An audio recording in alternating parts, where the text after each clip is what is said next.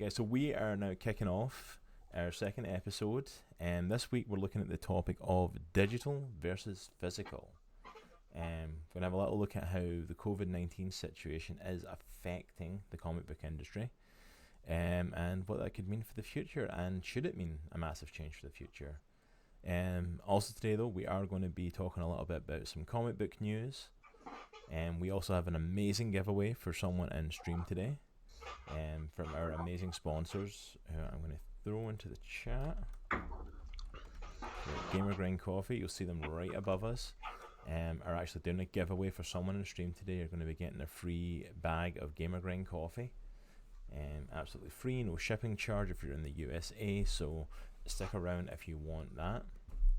And we will also be announcing the first episode of Cosmic and the Cross, especially requested by everyone in chat, and basically an opportunity to get Nitro to actually watch some sci-fi stuff, because apparently he's seen nothing. Touche. To the distaste of most of our community. So let's jump straight into some news then. We'll kick off there, nice and simple. Where did I put my list of stuff? Okay, so there are a few things I think definitely need to be discussed in news this week. The first one I want to bring up is 100% the fact that the MCU Phase 4 have basically pushed back everything that was coming to the cinema. Everything has been moved back. Yeah, but like 6 months. Yeah, like Black Widow was already, I think Black Widow was already meant to be out, if I'm right. It was meant to be dropped already. Yeah. Well, I think either it was in April or May. Yeah, it was like April sometime, it's close. I believe. It was meant to be coming out, and so that has been pushed back, and that will be the only MCU movie. The official release date for that now is November 6th. Just in time for the holidays. And everything else was getting pushed back. So, like, The Eternals is coming out on February 12th next year. Shang-Chi won't be out until May 7th. Doctor Strange will be November 5th next year, 2021. And then we won't get Thor Love and Thunder until February 2022. Black Panther May 2022, and Captain Marvel July 2022. Yeah, I mean, within a year time frame, you're looking at 4 Marvel movies, which is pretty sweet. I mean, I know we're going to have to get it pushed to November for the first one, but that's still cool. Yeah. 4 movies within a year. And I understand them 100% pushing this stuff back. I know a lot of people have kind of like, hey, we'll just release the movie straight to streaming services and all that stuff, and we'll release it to buy or rent or whatever early. I understand Marvel pushing this back, like the MCU pushing these back, because like these are freaking money makers. Yeah. These coming out to the cinema are money makers for Marvel. So what do we think then? What do we think about the Marvel movies being pushed back? Do we think this is good, bad? What do we think it'll affect anything? So I think it makes sense, right? Because I think theaters are going to get hit super hard by this COVID thing. Oh, yeah. I have a feeling a lot of the smaller ones are just going to go out of business.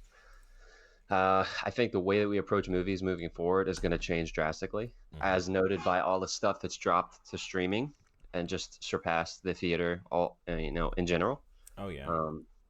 I think the transition from, moving forward into the future, I think the transition from theater to home release is going to be a much shorter window. At least, if that's the only thing that changes, I think that will change. That brings up an interesting point, though. Like, if this does change the way that we do movie-going experiences, there are so many streaming services out there now. There's so many that are going on. Yeah. Is it going to go back? Like, do we think it's going to return back to the way it was normal, or are we going to see a shift in how movies even function? I don't know, man. That's a good question. I mean, I grew up with a single mom, and our favorite thing to do was go to the movies. So, like, the movies, like, actually going to the movies is a very special thing for me. It's like it's like a sacred thing for me. So, I really hope it doesn't change, like, too dramatically, because I really love that I like the whole thing.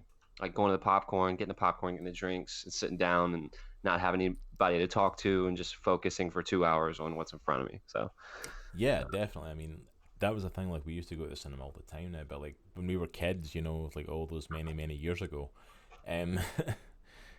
you didn't have like the stuff that we've got today. You didn't have like streaming services, like like everybody's got a streaming service now. Like Yeah. Netflix and chill has literally became a saying of this generation. It's like it's just Yeah, that yeah. common knowledge that everybody has Netflix. And Disney Plus just came out. HBO Max is about to drop. Hmm.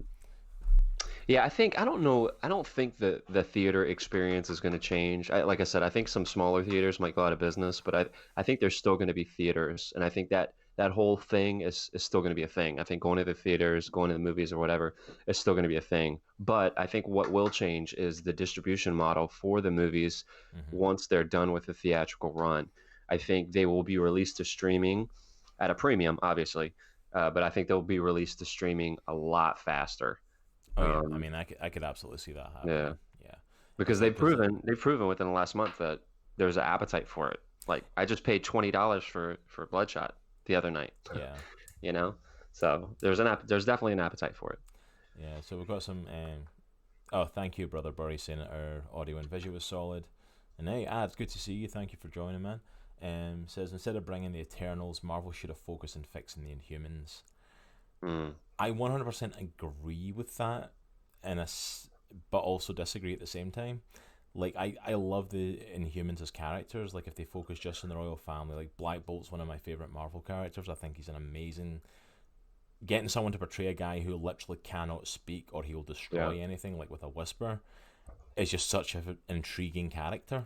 yeah, At the same time, they have destroyed them with that horrendous like series that they made. That was the mhm. first Marvel property since the MCU launched that I have not watched all the way through. Like Yeah. I'll be honest. I've watched Agents of Shield through the bad seasons. Yeah. I watched all of Iron Fist, Oh my gosh, which was a bless your slog in soul. itself.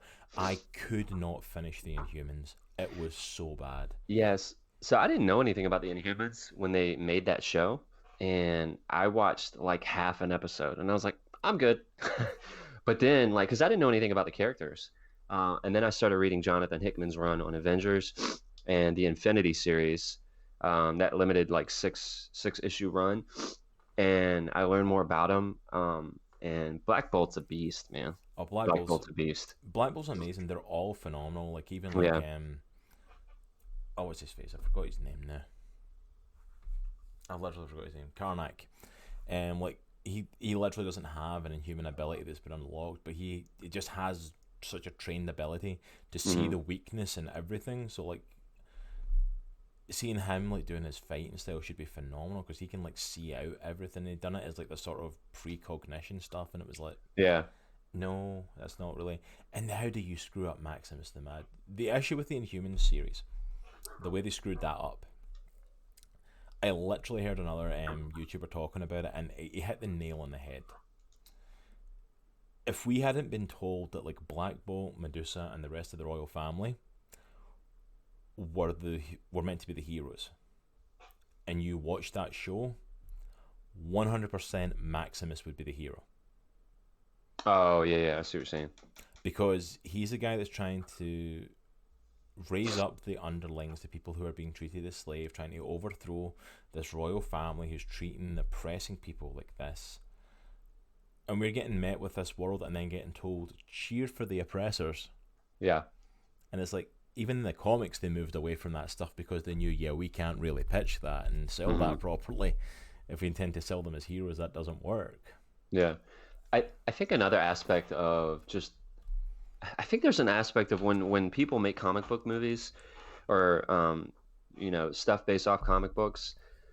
I think sometimes there's a lack of respect, I guess, is like for lack of a better word, for the source material. So they want to, they want to establish it, but then get as far away from the source material as possible. I'm trying to think of an example. Well, the thing I'm thinking of right now is like, at least from what I watched from Inhumans, is they had them established in their, I forgot where they lived. It's on the moon, right? Uh, they do in the comics. I don't think they weren't in the show, or were they? I Uh, don't even remember now. well, like It's like they it's have them Atalan. dressed. The name of the city is Yeah, yeah, Atalan that that's they right. live in, and it's like at one point it was on the moon. At one point it was floating Mhm. above the cities. I don't know. It's Yeah, like I can't. I literally cannot even remember where they were. show if it was on the moon or Yeah. not. I I literally mean, can't remember. they basically had them established on their spot wherever that was, and then they put them in like plain clothes and put them on Earth. Oh Like yeah, they were no, just no, trying no. to get as far away from it as Even possible, as even quick as worse, possible. even worse. Within the first episode, they had lost their powers. Yeah, like I Karnak hit get. his head and had a concussion and couldn't use his. Yeah. Triton was killed off. Gorgon was walking around with normal legs. Hmm. Black Bolt can't speak anyway unless he destroys stuff. Maximus Yeah. was said that he didn't have powers. Medusa had her head shaved in the first episode, so her hair was gone. Exactly. That's what I'm saying. And it's Yeah. like, what happened to all the powers? And like, see when Agents of Shield does Inhumans better than Inhumans does Yeah. Inhumans. Well, I mean, not to mention the CGI. It was just awful. So bad. It was worse than the Flerken and Captain Marvel. I'm just gonna straight up. Yeah, it's like it was bad, and I'm like, so yeah. Back to the point with it though is Yeah. like I see why they're going with the Eternals. Hmm. It's like because I think as well on top of that they're trying to expand their intergalactic world, their cosmic world. Hmm. And we're seeing that with Thor now, with him going back out into space. We're seeing that we've got Guardians of the Galaxy 3 coming out, where Yeah. I think they're looking to expand that world. At the same time, like even though the Inhumans are part of that, it's like the Yeah. Inhumans property is dead. Yeah. You're not going to see that, even though like we're looking to bring in the Fantastic Four and they were introduced in the Fantastic Four. Hmm. It's not going to happen. Yeah. They have killed that property unless they basically shun the Inhumans show completely and restart from scratch with the Inhumans. They're not even going Yeah. to mention them. I'm really interested in seeing the Eternals. I don't know a whole lot about them. Actually, I don't know anything about them, to be quite honest. Yeah, Medusa's hair, having it shaved was disrespectful. I Well, the agree. thing was, they were actually. That's the one thing with that. I understand why they did that because they were trying to copy a comic book story where that happens to Medusa Mhm. and Maximus does it to her. So I totally get that. Like, fantastic. You read the source material. The problem is, Medusa had been established for decades at that point when she lost her hair. Not the first time we meet her. Yeah. Literally within the first episode, they did it. I'm like, you want to do that as a story? Fair enough. Mhm. Absolutely. Yeah. But not the first episode. Like, what were you thinking? Yeah. I mean, they kind of did the same thing with Thor. Like I'm thinking of I was trying to think of examples, and I could think of Thor, but I think they did it better. Like they took all his powers away, like right at the beginning of the movie, and he was the whole fish out of water thing, which has been done so many different times. But I think they did it decent. Yeah, they did it okay. But then again, when you think of Thor, like, you're talking like 2011. Yeah, you're right. You know, That wouldn't fly you're right talking now. like 9 years ago. Yeah. You know, it's like we were still in that first phase of Marvel, and I kind of like anything that was in like phase one of Marvel, I kind of give them a bit of a pass on because like superhero movies at that stage didn't have to do much. Hmm. You know? Yeah, the type of stuff that they got away with back then probably wouldn't fly today. Oh no. Because back then a superhero movie was a genre thing. So far, Hmm. Marvel has proved now like if you do a superhero thing, you can do it. But is it like Guardians of the Galaxy? Is it a space opera? Is it like Captain America, Winter Soldier, where it's like a spy epic? Is it, you know, Yeah. like there's other stuff to it. Like superhero is not a genre. It's a genre unto itself now. You can't just say, oh, it's a superhero movie. I'm like, Yeah, well, what kind of superhero movie is it? I think when you get directors that like love the source material, but that's a filter with which they put on the movie that they want to make. Yeah. But because they are respectful to the source material, that comes through like very clearly, you know. Perfect example, Winter Soldier. I think you mentioned it. Yeah. Like that was a thriller, like a political thriller. Yeah. But you could see how much that they respected those characters, and that was the best. In my opinion, that was the best Captain Marvel or Captain America movie. Yeah. One of the best actually Marvel movies. In Oh my yeah, one of opinion. the best Marvel movies ever. Like Winter Soldier's still up there. I could still sit and watch that quite happily with no issues. Like it's a phenomenal movie.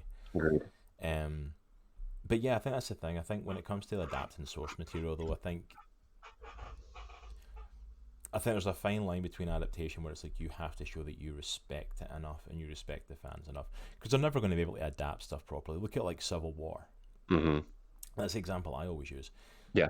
It's like, okay, it's nothing like the comic book, but in the world that they set up in the Marvel, like the MCU, it was Mhm. never going to be. They Yeah. wouldn't have been able to do that. It didn't make Yeah. sense. Also, like, oh, we're going to reveal all the superheroes' identities. None of them have secret identities in the Hmm. MCU at that point. Everyone knows who they are. Yeah. It's like, so you can't really do that, and it's like it's a totally different version of the world. Yeah, because you had the big moment where Spider-Man pulled off his mask in the comics. Like, even in the MCU, like even though his identity is secret, I feel like people figure out who he is like within 5 minutes. Oh It's yeah, not and that it's big of a like, deal. but that's the thing. Even if they did, like, well, he's going to reveal his mask. Like, well, you can't do that because that was the first time he showed up in the Yeah. MCU. It was in Civil War, Yeah. and it's like it's one of those things. Like, you have to have a respect for it, Yeah. um, but yeah. So moving on with some of our topics then, because so the Marvel movies have been pushed back. The only interesting thing about it, I think, like we saw that there was a chance this was going to happen. We all kind of figured Yeah. was, are they going to push back the release dates of the Disney Plus shows? Oh yeah, because they Because stopped production on them, right? some of those are meant to tie into the movies. Like Doctor Strange 2 is meant to tie into WandaVision and Loki. Mm. They're meant to tie into stuff. I think like Captain Marvel 2 is meant to tie in because the little girl that grows up from Captain Marvel 1 is meant to be in WandaVision at some point, I think was Oh yeah. the Yep. rumor. So it's like, are they going to like postpone these and push them back? Like, because like Falcon Winter Soldier's pretty much filmed. Hmm. Oh, is it done? I think it's I know that I thought they put like hold on the production or Did they put it whatnot. on hold? I thought they got that one finished. Maybe they didn't. Okay. Maybe they were still finishing. I thought they'd finished that, and then the others had been put on hold for now. But like, Okay, got it. is that going to stop it? Are we dead? Are we Hmm. done? Yeah. I don't know. But I don't we'll know. need I to mean, it would see. make sense if they're tying in, like, at least in a minimally chronological, fashion or whatever, that they would postpone those as well. Yeah. But yeah. All right. So next topic, I wanted to touch on. Let me just have a look at my list. So quick shout out to just a independent comic that's now getting a TV show, Snowpiercer. Mm, Some of you may remember this was actually a movie back in 2013, such a 2014, good movie. that's actually starred Chris Evans. Funnily enough, talking about the MCU, it was a really good movie. Same. I've never read the comic. It's based on a French comic, Hmm. which I have seen on shelves, but I've never actually read it myself. I do kind of want to check it out. But basically, it's being rebooted as a TV show. Nice. And the trailer dropped. You can get that on YouTube. It looks okay. Look, Yeah. it looks different. I'm intrigued enough to check it out. Hmm. I don't want to go too in depth into it in case you haven't seen it, and if you want to check it out, and if you don't want to check out the show, check out the movie. Hmm. Basically, it's like a new ice age apocalypse. The whole world is like covered in ice. Yeah. Nothing can survive on it, Yeah, and there's like a and class system in the movie. there's a Um, class system, and they're all in such a good movie. this train. They're all in this one train that is constantly traveling, constantly going around the globe. And there's a class system. You have all the higher ups and all that Hmm. sort of stuff who are living up near the front of the train, who are living in in such lavish lifestyle, and then you've got all the common workers living down at the back of the train that are basically fighting for scraps and all that, and it Yeah, I becomes mean, a big you got some class divide. pretty big names in the movie too. Like you have obviously Chris Evans, Tilda Swinton, Jamie Bell, John Hurt, Octavia Spencer. Yeah, I mean, Um, it's like there's some fairly good like casting in this. I mean, it's mhm. phenomenal casting for the movie. So Yeah, definitely check out the movie. I would recommend that. same dude who directed Parasite, the movie that just won the Oscar. Oh, was it? Was it him that Yeah, directed it? it's, Oh, Bong Joon Ho, I think is his name. yeah. I'm not entirely sure how to pronounce it. But Yeah, yeah. he's So a yeah, cur it's worth checking out. It is absolutely worth checking out. Yeah, Um, but yeah, I'm going to check out the TV show probably just because like I like the concept of Snowpiercer, and I'm willing to see what they do with it. Obviously, you're turning it into a TV show. It's like they're going to have to adapt and change stuff. yeah. I feel like there was a lot more that they could have explored in the movie, which might be a good opportunity for the show. So So I'm intrigued to see where they go with that. yeah, So nothing much more to say in that. It drops on TNT, May 17th.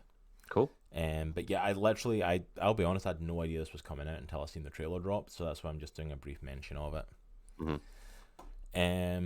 Next thing I wanted to mention. So we're all fans of the Mandalorian TV show on Disney Plus. If you have not watched it yet, what are you doing? Go watch it. After we finish watching us, go watch The Mandalorian. Dude. So my wife and I had just started season 4 of This Is Us. So I haven't finished The Mandalorian, but I think I got like 2 episodes left. No, Full transparency. not surprised. Not surprised. I gotta watch, I gotta watch Firefly and all that stuff first. We'll get Nitro into sci-fi stuff eventually. I promise. He's seen the Star Wars movies. He tells me anyway. So Yes. So Even the abysmal prequels. For Mandalorian, 2 massive casting announcements for it. 2 pretty big stars as well. First of all was Michael Biehn.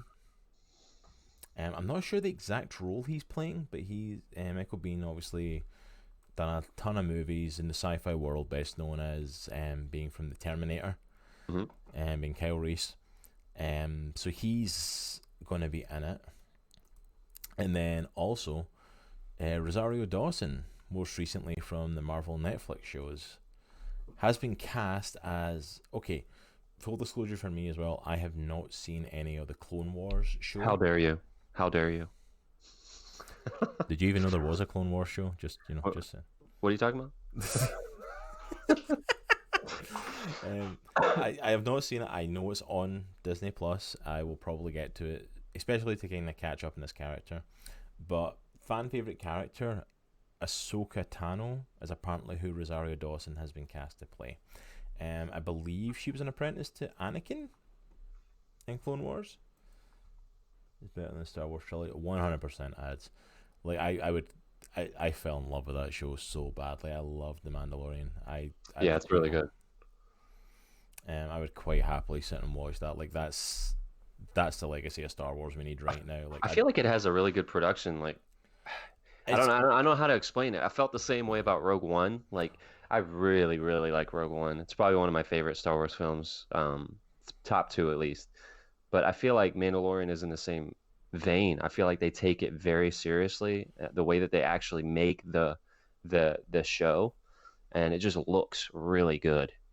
Yeah, I feel like it's done really well. Like they went in knowing what they were going to do with the show. They went in knowing what it was meant to be and how to pace it, and also it's Jon Favreau that's doing it. The guy, like, he can do no wrong at this point. Practically, pretty much anything he touches is gold. Freaking beast. So I'm like him doing it. Like if he wants to keep making The Mandalorian till he's done, then I'm on that ride with him at this point. Yeah, for real. But yeah, so apparently like she's gonna be appearing as this character, Ahsoka Tano. See, that's how much I've not watched the show. I'm not even totally sure how to pronounce it. I'm probably butchering that. But apparently, like, her actually wraps into to a theory that I pulled up and read it. I'm not going to go into the whole theory. Apparently, it was a theory on Reddit regarding Grand Moff Tarkin, who was the big bad for the end of Mandalorian. We saw him in the last couple of episodes. And they're pushing him to be the one that's going to be the big bad for the Mandalorian season 2. He's the one that's been pushing everyone to go after the child. He wants this baby for some reason. We don't know how he even knows about it, what the real reason behind it is. But basically the theory goes, here I'm reading this off the notes I've got on it. It says, prior to the downfall of the Galactic Empire, Gideon was an operative of the Imperial Security Bureau, covert intelligence, secret police of the Empire. Played part in the Great Purge, which nearly wiped out the Mandalorian tribe, so that's hopefully going to be a factor going into the next season as well. Following events of Return of the Jedi, Moff Gideon became a warlord who's leading his own Imperial remnant. Dating back to the first Star Wars movie in 1977, the term Moff was referred to a high-ranking Imperial official who serves as a governor in a specific sect of the Empire. Most famous Moff in Star Wars was Grand Moff Tarkin. And let me see, fan theory for it. That he's clearly presents himself akin to the legendary Sith Darth Vader. While most Moffs, like Grand Moff Tarkin, wear a traditional officer uniform, Gideon wears a distinctive armor chest piece, long flowing cape like Vader.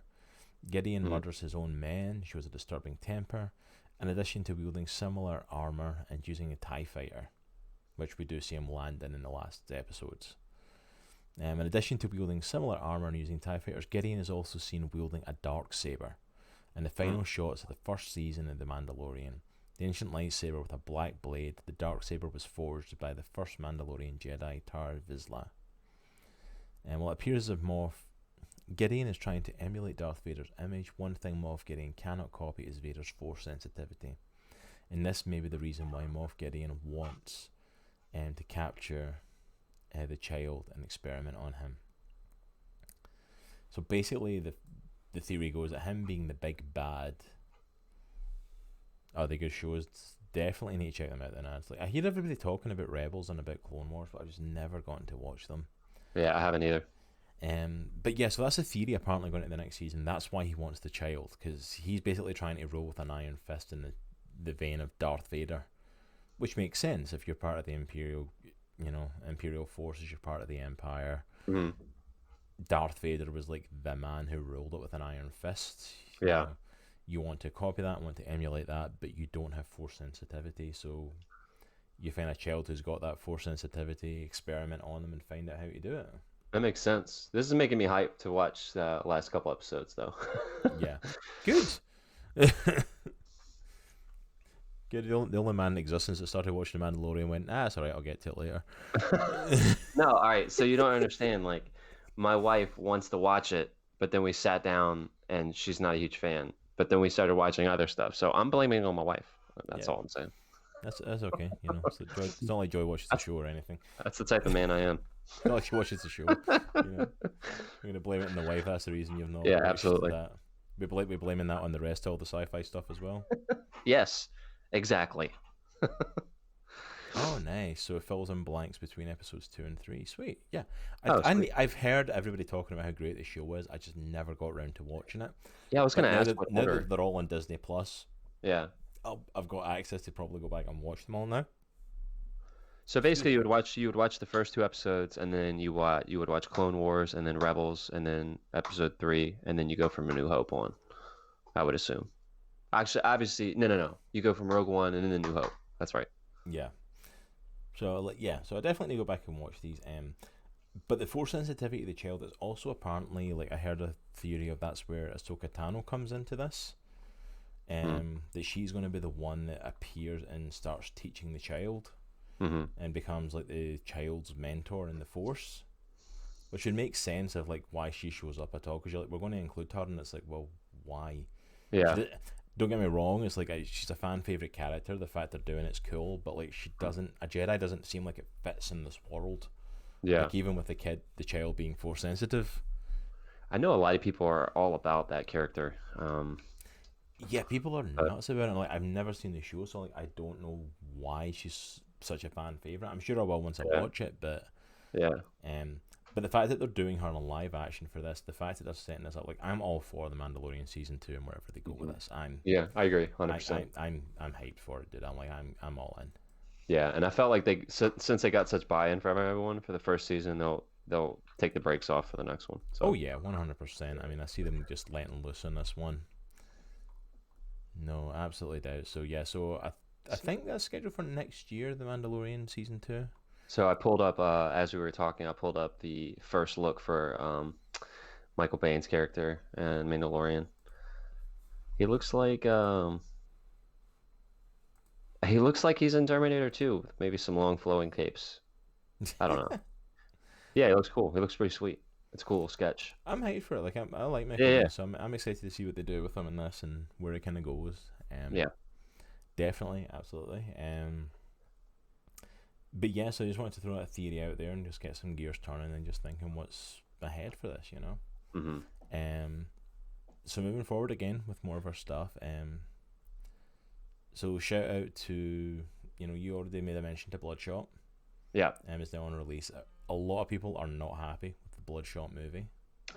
Yeah. So all right. So full transparency, I don't know a whole lot about Bloodshot. I know you and I have talked about him, about the character, and just his backstory and how like intricate his story is and how awesome it is.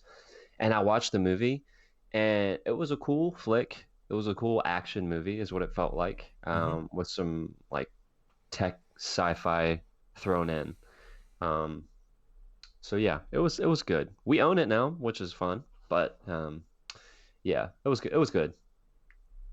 It didn't really give me a whole it didn't really give me a like a desire to learn more about the character, to be Yeah. quite honest. I But yeah. I'm not a big reader of Valiant comics, but like I know Hmm. bits and pieces of the characters, and they are intriguing. Like from the sounds of what everyone's saying, it doesn't sound like they did the character justice. Yeah. But massive shout out on to YouTube for the Valiant YouTube channel. Hmm. They just dropped like the full. It was a mini series. Like every episode was like 5 minutes or something. And it was a series they done with Bat and the Sun, the people responsible for Superpowered Beatdown, and the full series of Ninjak versus the Valiant Universe. Hmm. It features like Michael Rowe, most famous for being Deadshot in the Arrow universe, and Jason David Frank, the original Green and White Ranger from Power Rangers. Hmm. WWE superstar John Morrison's in it. There's a couple of other big actors in it, who all played like Valiant characters. Don't get me wrong, it's definitely a web series. The effects are definitely web series based, but honestly, it sounds about as good as a Bloodshot movie, but they have an excuse to not have a plot and a story. Hmm. So I want to give a shout out to them to just go and check it out, and it's like, and honestly, watching it, I think you'll have an intrigue for some of the characters. Yeah. It's well Yeah, I worth looked up checking it out. It's like if you actually look into the Valiant characters and who they are, they've got some really cool stories behind them. yeah, I don't know anything about Valiant Comics either, but I looked up Ninjak before the podcast, and as I wrote down, he looks like a cross between Snake Eyes and Hawkeye. It's not a bad thing. Yeah, a little He bit. It just has a looks like really Snake cool looking Eyes and like costume. Hawkeye's Ronin look. Yeah, yeah. Mm. That is, it's honestly really cool. It's a third like superhero shared universe. Hmm. Obviously, not even close to the size of Marvel and DC. Yeah. But if you're looking for something a little bit different, it's like, hey, it's definitely worth a look. I mean, I'm all about looking at different stuff. Hmm. I'm all about checking different stuff. Absolutely. Um. So yeah, I just wanted to give a little thing for that. Go and check it out. Go if you were disappointed with Bloodshot, like before to switch to this. That's really. How long were you sitting back before you had to reload the page? We're gonna say we've been live for about 40 minutes. Um, yeah, they actually originally. That's totally right. But they came out in the 90s originally. The original Valiant comics. They relaunched in 2012 under a new ownership, and that's like when they really kind of took off. Hmm. They have now went under new ownership again the last couple of years. A lot of the guys from Valiant are now trying to release their own thing. It's called Bad Idea Comics, which is kind of hysterical now because the whole premise of it was they were meant to be a physical only with no digital release company and only going to a few retailers. Well, in this day and age, that sounds like a really bad idea to me, but okay. Um, but yeah, the 2012 stuff is like it's definitely worth a check. They're Yeah. definitely a lot more edgier than Marvel and DC. You're gonna get a bit more gruesomeness, a bit more, PG, 13 up to like R-rated stuff compared to what Marvel does. Yeah.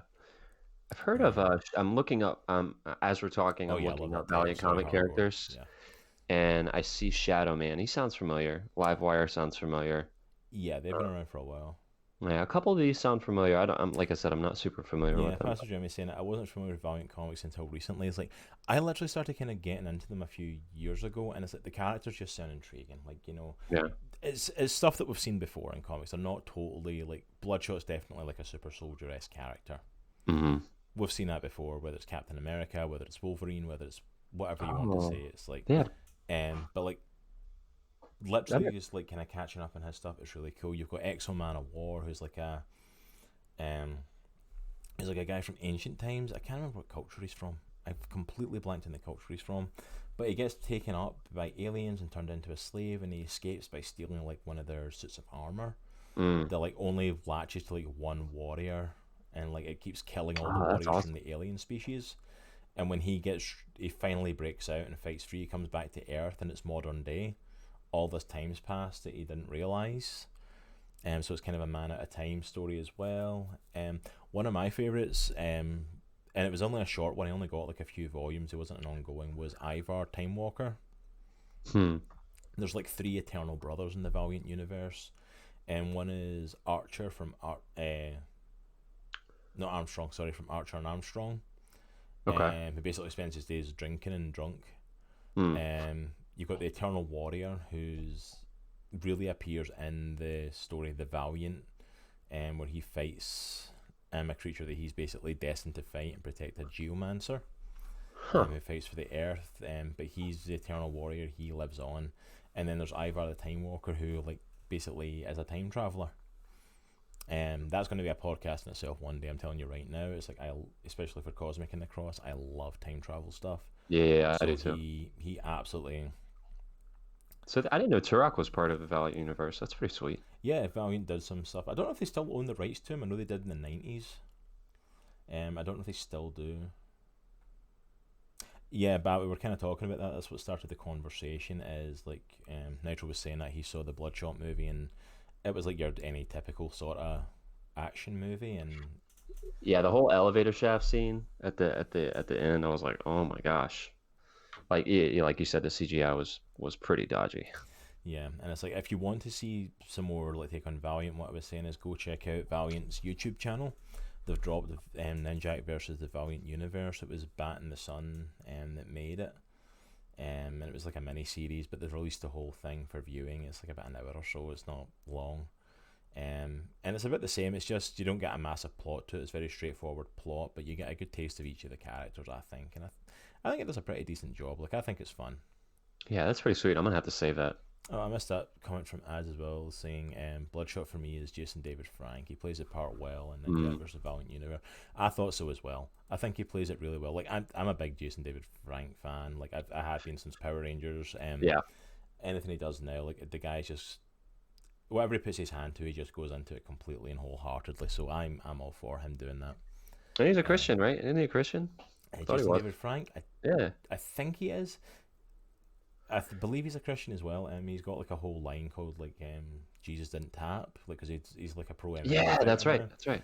So he's got like a whole line that says Jesus didn't tap, which I still want to get some of that stuff. It Yeah, looks that's awesome. pretty funny. Um, but yeah, it's like it's worth checking out. I think it's like Hmm. it's just a little thing that they dropped the full thing on their page. So if Bloodshot let you down, go and check it out. Um, Because I know at one time Jason David Frank was like pushing to kind of star in Bloodshot, because like I know he's all about it, right? yeah, like he appears in Ninja vs. Valiant Universe, and he was really pushing that for a while, and like it does a decent job. He really does. Yeah. I mean, I'd have been quite happy for him to keep playing the part. To be honest, I thought he did well at it. Yeah. Um, so yeah, I've got nothing much more to say on the Valiant stuff. If anyone else wants to chip in, Valiant's definitely something we can talk about more in depth at some point if everyone wants to. Um, just one last little thing for DC I wanted to throw out. Is that apparently, like, if you don't know in the comics right now, Wally West they finished up a series on Wally West's Flash called Flash Forward, where basically at the end of it he got the powers of Dr. Manhattan from the Watchmen universe. So now he's like an all-powerful being. They had hinted at him at this happening in the Free Comic Book Day release that was meant to come out in May. This has obviously been pushed back to July at this point because no one's doing stuff in May yet. Hmm. But apparently he's now slated to appear in the Dark Knight's Death Metal event, which is a sequel to Dark Knight Metal that Scott Snyder and Greg Capullo did. And this is the sequel follow-up to it. Apparently Dr. Manhattan powered Wally West is meant to appear. So this kind of lets us know that this is going to be within That's pretty sweet, man. within continuity event, and it's going to lead into whatever's happening in Free Comic Book Day. And the rumor right now is that we're heading towards another crisis. I'm a huge fan of overpowered superheroes or supervillains. Like I think I just like to see what people do with that. So that should be super interesting. I'm just glad they're doing something with Wally West. Like I like the character of Wally West, Hmm. and for a lot of people our age, like we're in our 30s, a lot of Hmm. people our age that How grew dare up. you tell us? How dare you tell our age? Oh yeah, because we don't look 30 at all, man. Nah, man. It's probably more shocking that we're that young. To be 21 honest. max. Yeah, I've not looked 21 since I was 12. Um, but yeah, it's like so. I'm a fan of Wally West. For anyone who read The Flash when they were our age growing up, he was the Flash. Like Barry Allen's the big thing right now. Barry Alan is the one that's in the TV show. Was in the DCEU. He's the one in the comics right now since the New 52, back in 2011. They're really pushing that. Yeah. But for anyone that was our age, after Crisis on Infinite Earths, everyone thought Barry was dead. Wally was the Flash. So then, like, they bring Barry Allen back, and then New 52 happens, and Wally West is just gone. Yeah. They're like, we don't like you anymore. anyone that was a fan, your Flash is now gone. Yeah. Not changed into a different character, not put in a different way. And he was gone right up until DC Rebirth, when, of course, Jeff Johns wrote that, and Jeff Johns was amazing at writing that. Mm-hmm. DC Rebirth story is phenomenal. I will never stop singing the praises of Jeff Johns when he was at the helm of DC. Yeah. The guy freaking knew what he was doing. He did love the Flashes, though, so first thing he did was bring back Wally West, make him an integral part. Mm-hmm. Then he stepped down. He stepped down as head of DC, and DC went, Dan Didio went, no, I don't like Wally West. Let's put him over here, and he ended up being pushed to the background, and then was in Heroes in Crisis and turned into a murderer. Oh, that's fun. And it's like, wow, the hero, the one that was going to be the big thing for DC Rebirth era, has just turned into a murderer and has had to leave. Okay. Yeah. It's like, you wanted him back? We're just joking. He murders people. No, I've never heard of that one, Bat. Sorry, Bat in the 4513 in the chat, the 10th. I've started getting into a lot of the indie books as well. I started to read more indie stuff. I've never heard of the 10th. I'll need to check that one out. TV series skipped over Reverse Flash. Yeah, that was a bit weird. Like, they kind of done that just for the Flash TV show. They kind of, like, set up a whole big thing with that, and then nothing happened with it. And it's like, I feel like that was more of they were alluding to something to do, and they just went, nah. And Pastor Jimmy, Wildcats, wow, there we go, there's a throwback. Actually, Wildcats sounds familiar. Yeah, I think I might have it. Wildcats was Image, I believe. It was like early Image stuff. Oh, that might be why. I have a lot of Image comics. I'm a huge Spawn back fan. in the 90s, like, the Image tried to be what Valiant is now. They tried to be the third, like, superhero shared universe. Yeah. And it didn't really work. And they kind of went, oh, okay, well, let's just do our own thing. And that was a much better idea for them. Although I do have to say, like, I don't know if you can see it in my comics behind me, but I've got an Image comic from Brigade. In Scotland, I wasn't able to get access. Oh yeah, Grifter was an amazing character.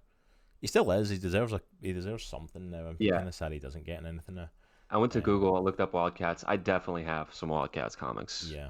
The main dude with the shroud on his face, I don't know. Oh, his name. It's Grifter. Yeah. Yeah. Everyone loves Grifter. They tried to make him his own thing in the New 52, and it didn't quite work. Mm-hmm. And then when it didn't work, they didn't know what to do with him. So they rebooted Wildstorm, and they kind of threw him back into that. But yeah, the comic I've got up there is from Brigade #1. Literally, I couldn't find comics when I was younger. Like, finding single issues was, like, really hard. Yeah. But there was one random bookstore where my granda lived, and that sold comics, and they sold Brigade. I didn't know the difference between it. It was a superhero book. I liked the fact there was a big ice monster guy, and there was a guy that had a mask that reminded me of, like, Wolverine. So I started getting that. Yeah, I've heard of that as well. Tom McFarlane's talking about a Spawn movie reboot. Not to put any, like, water on that fire, but I'll believe it when I see it, because he's been talking about it for about 10 years. Yeah, that's Spawn's definitely my favorite. I have tons of Spawn comics. Even over, I love Marvel, but above Marvel or DC or any other comic, I think Spawn's probably my favorite.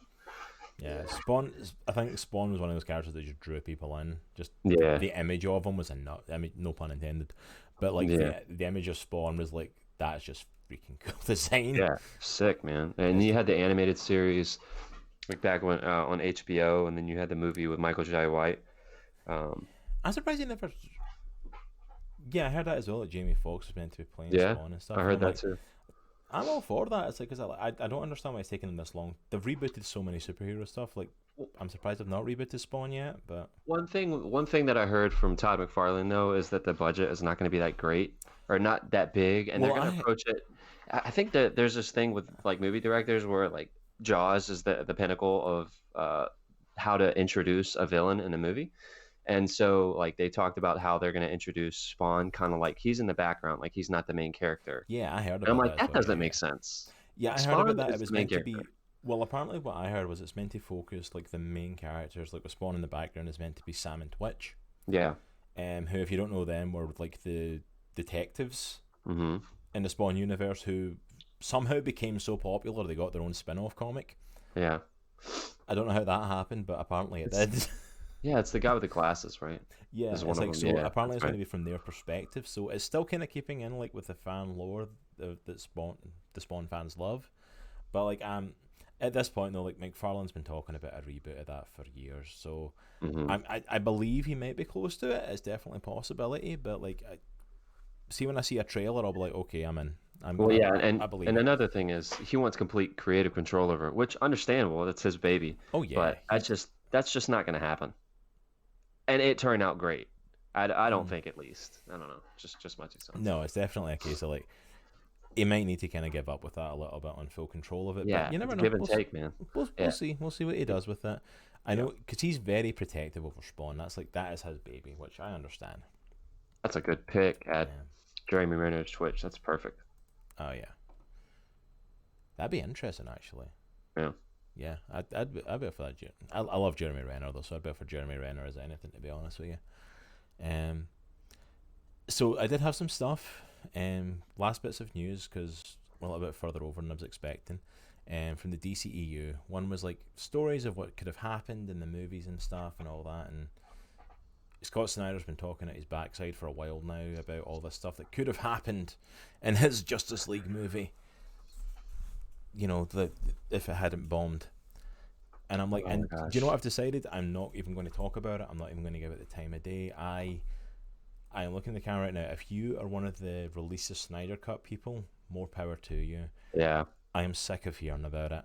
I'm sick of talking. The only thing worthwhile news I heard from DCEU this week I want to mention is that we could have had the possibility of having Martian Manhunter in the movies. Yeah. Ari Lennox, the actor that played Lieutenant Swanwick, was meant to be revealed as Martian Manhunter. That was meant to be the big thing. Best thing from the movie is Violator. They actually did that pretty good, actually. But speaking of the Spawn stuff, they actually did Violator not bad in the movie. He actually looked decent. Like considering it was like 1997, they actually did a good job on him. Um, Yeah, I think we could do, speaking of the DCU, I feel like we could do a whole episode on what happened. Like, what the heck happened? you know what the funny thing is? We could do a whole episode on that. And we still wouldn't have an answer on like what I happened. know, man. It's just so frustrating. Like, I know I said this before, but Marvel is was my introduction to comics, so I always have a soft spot for Marvel, but I love DC characters as well, and like I wanted to see it succeed, and just how Yeah. colossally they dropped the ball. It's Well, just so that's the thing. it's The thing frustrating. is, there was no reason this movie shouldn't have happened, and there's no reason it shouldn't have happened sooner. Marvel did something amazing with C-list characters that nobody cared about. Mm. The problem is, like, Warner Brothers, this is my opinion, 100%, is that they looked at what Marvel was doing and they went, hey, we want Avengers money. Hmm. Let's throw everything into a Justice Yeah, League movie. But yeah, the problem was they forgot that Marvel took like 4 years to build up the MCU before we yep. had the Avengers. Hmm. Because the thing is, if you've never read a comic in your life, like say you've never read a comic, what do you know about DC superheroes? You know Superman and Batman. Yep, pretty much. You've heard of Wonder Woman. Everyone's heard of Wonder Woman. What Hmm. do you know about her? Probably not much. Probably heard of the Flash. You're aware he goes quick. Hmm. What else do you know about the Flash? Not a whole Aquaman. lot. That's the guy that talks to fish, right? Yeah, Like he has that that. green and orange costume, right? That's your general public's view of the Justice League. Okay, and you went, let's throw them in a movie where we're not going to explain anything. Yeah, And like, I love comic books. I adore comic books. But comic books are a niche market. They are Yeah. not the mass population. You Yeah. cannot assume that everybody knows who these heroes are. Yep. Agreed. Yeah. Pastor Jimmy said, "I'm not sure how I feel about Zack Snyder directing movies in the MCU." No, no, I no, don't. no, Yeah. no, no, no, So no. all right. So this might be slightly controversial. I don't think like he should be directing movies in the MCU, but I like his style. I like his style. Now, the substance of some of the movies that he is directed, that's debatable. Like, obviously, Justice League is probably one of those. I don't think that was entirely his fault, to be honest, though. Um, No, I think Joss Whedon does have to take some blame for that. He was a co-director on that one, so yeah, I think. Don't get me wrong. I'm not one of the people that think Zack Snyder did everything amazing, but like for no. instance, Sucker Punch. I don't know if you guys ever saw that. Awful movie, but it looked awesome.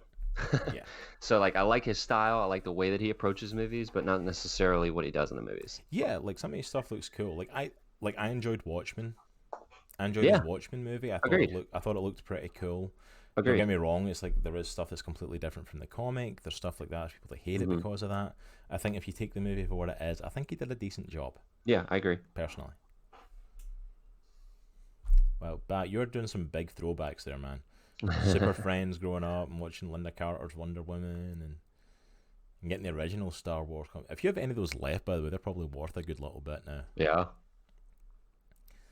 Yeah, I don't blame you, Pastor Jimmy. It's like Batman v Superman was like kind of like the this isn't going well, and Justice League was kind of the final nail in that it's not going well for DC. The stuff When they've did that done come out? It came out recently, in 2016. Oh, okay. Pastor Jimmy, I don't know if you're a fan of Spider-Man, but if you haven't seen Spider-Man Into the Spider-Verse, I would highly recommend that. oh yeah, 100%. It came out after Batman versus Superman, but it's probably the best Spider-Man film, in my opinion. But yeah. So it's like I literally just wanted to mention that there was a possibility of us getting Martian Manhunter.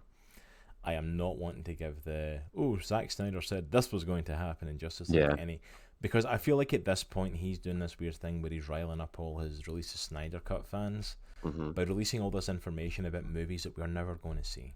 Yeah. I still stand by the fact of like I don't think the Snyder Cut exists. Otherwise, they're just It might exist in an extremely unfinished, like, oh state, yeah. you know? My stance on it is like if it was finished and we had a Snyder Cut version, why did they bring in another director to finish it? Well, and he's posting all You these know. like behind the scenes, whatever, and clips from the Snyder Cut, and it's like the dude Ray Fisher, like with dots all over him. I'm like, dude, they haven't even finished the CGI for probably 90% of it. There's no way it's done. Oh, hold on a minute. There, ads. Are you including Logan in that, or are you just meaning like the first two Wolverine movies? Yeah, like, cause Logan was sick. Logan was Logan was a really good, phenomenal finish to like Hugh Jackman's run. And I'll be honest, I've kind of got a sweet spot for the Wolverine, the one where he's in Japan. It's like I know it's badly done, and I know it's not amazing, but like there's something about it. I'm like I just enjoy watching him be Wolverine. Yeah, I'm not gonna lie. Logan not included. Okay, good. I was gonna say if you're including Logan in that, I'm like okay, we need to have a conversation, man. yeah. But It's yeah, I'm gonna be it's gonna be interesting to see who they pick after Jackman. Um, I'll be honest, like, cause okay, my controversial comic book thing.